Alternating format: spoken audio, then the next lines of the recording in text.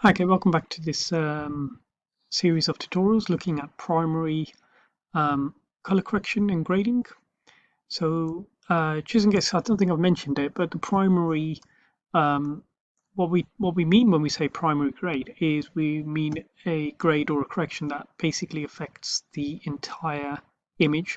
So you'll notice we've been using sort of the sliders around here. Haven't really got around to using the wheels yet, but you'll see that the tool itself does state primaries wheels. Okay, and the reason they're primaries is because a primary grade, like I said, affects, well, the entire image. So even though the lift, gamma, and the gain affect different portions of the image, so the gain affects the brightest parts, the gamma affects the mids, and the lift affects the shadow area.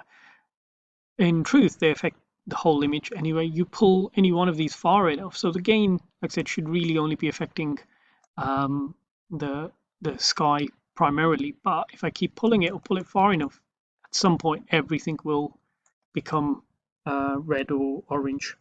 Okay, so just undo that for a second. So the point is that these aren't really affecting just a single portion of the image. They are pulling the whole image. Just that the gain is pulling from the top, but it's still having an effect on the rest of the image too. So that's why this is called primary work, because the tools we're using are affecting the whole image.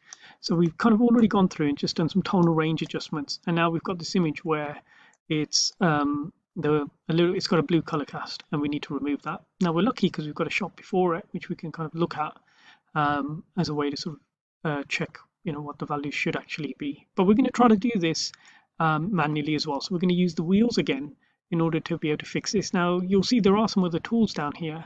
So there is, for example, little white balance dropper, which if we click on that eyedropper, we should be able to select something that should be white, and it will sort of make an adjustment uh, based on that. And it's not done too bad a job, and we could still go in and tweak it, but I'm going to undo that as well.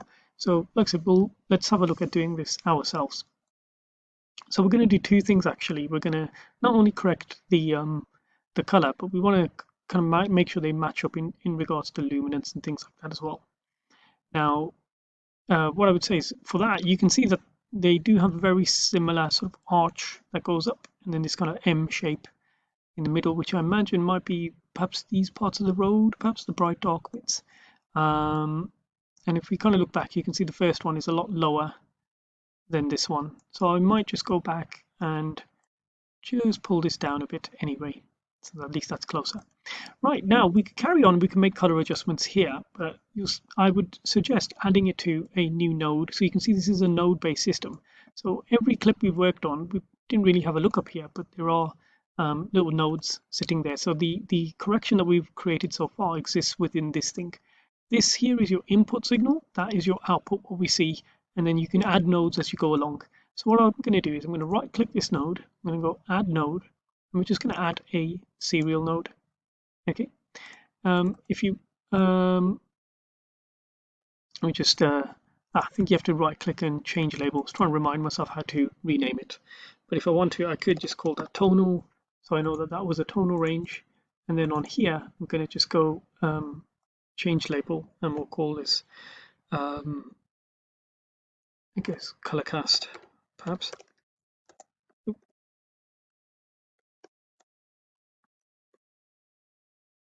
Okay, or possibly even um, color cast fix. Okay, so now any changes I make at least will be color wise will be contained within this node. So if I find that it doesn't work, I can delete that. So the best thing to do really is to start looking at what's going on, and what is different between the two, and then sort of slowly fixing those. So you can see here, for example, the cloud is a lot more central, which kind of makes sense. There's not really much color in there. I mean, we might get some bits where we move along and we can see um, some color. There seems to be a line towards the red. I think it's just kind of the slight warm elements to that picture. Sort of, well, it's a bit of a reddish brown there and so on.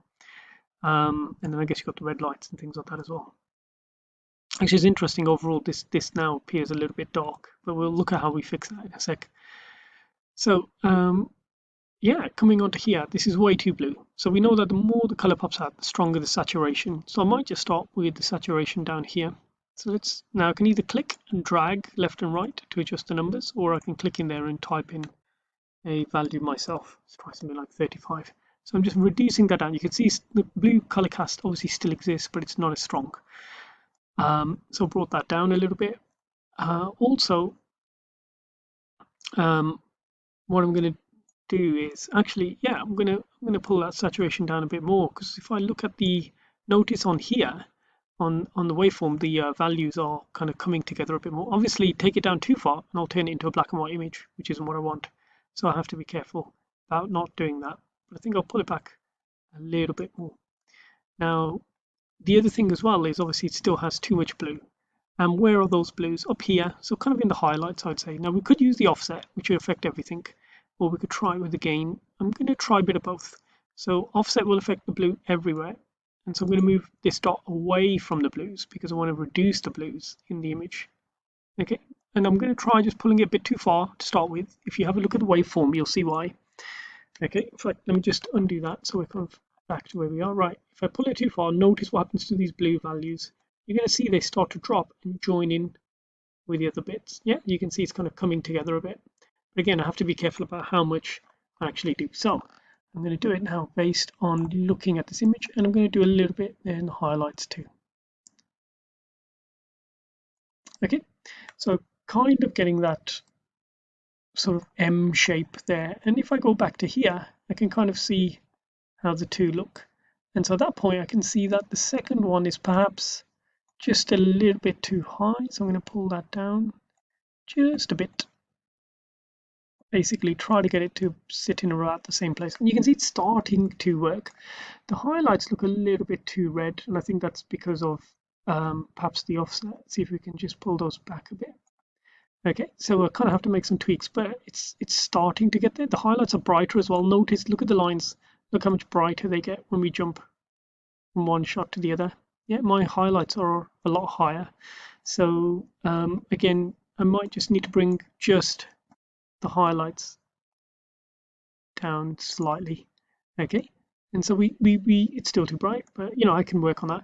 So you can see we're just doing it manually, but we're starting to get to a point where it's starting to match up. It's not looking too bad. And if we ever decide actually no, that was a mistake, we can just get rid of this, or we can disable it. We can select it and press Control D, and it will turn that off. So now the original signal is still having the tonal range, but none of the color correction. And we could add a new one if we wanted to, and just keep that there in case. So give that a go as well and see if you can match those clips up.